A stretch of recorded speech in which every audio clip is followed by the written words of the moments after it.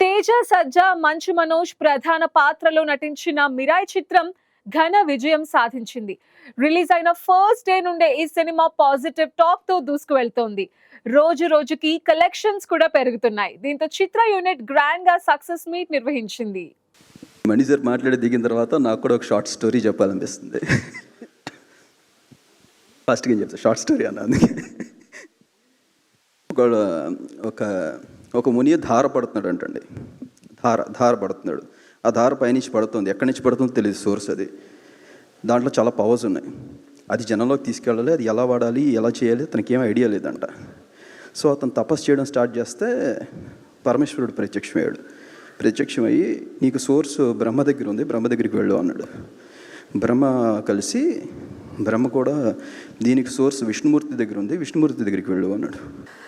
I still can't settle in the feeling of the movie has released and it is being loved by the audience so much.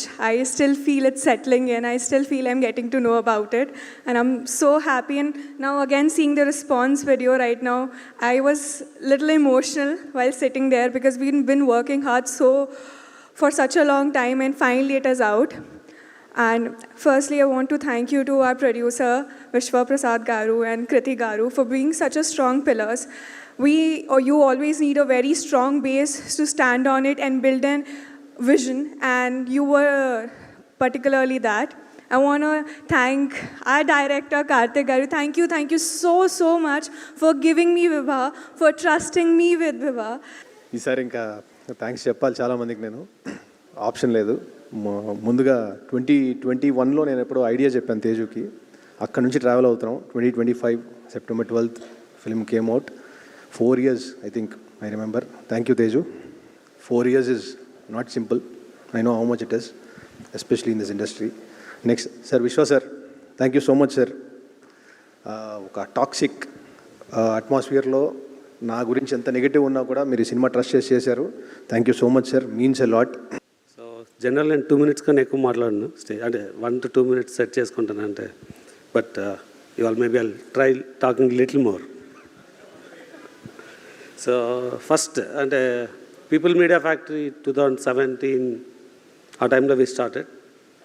చాలామంది అనేవాళ్ళు NRI సినిమాల్లో రావడం ఎందుకు, ఐటీలో ఉన్న వాళ్ళు సినిమాల్లో ఎందుకు వస్తారు మాకు తెలుసు, అలా నెగిటివ్ కామెంట్స్ వచ్చినప్పుడు ఫస్ట్ టైం నాకు గూఢచారి గేవ్ అస్ ద అంటే లాట్ ఆఫ్ క్రెడిబిలిటీ. అంటే ఈ సినిమా ఎందుకు తీస్తున్నారు అన్నది. మా ప్రొడ్యూసర్ గారు చెప్పినట్టు సినిమా అందరికీ ఇంపార్టెంట్. కాకపోతే వాళ్ళందరూ సినిమాల మీద సినిమా తీస్తూ ఉన్నారు. They were experiencing that. But నాకు it's been a while. And నాకు నిన్నటి నుంచి ఆ విషెస్ వస్తున్నా కూడా నాకు కలలాగే ఉంది. ఎన్నో అయింది నాకు లైఫ్లో. అయినా ఆ కాల్స్ వస్తూ ఉంటే అది తీసుకునే దానికి టైం పట్టింది నాకు. నిజంగా కార్తిక్ గారు ఏం ఆలోచించారో అప్పుడు ఈ కథ ఆలోచించుకొని నన్ను రాసుకొని నన్ను అడగడం, ఎన్ని జన్మలు ఎత్తినా రుణపడి ఉంటాను. ముందుగా ఈ సినిమాని ఎంతగానో ఆదరిస్తున్న,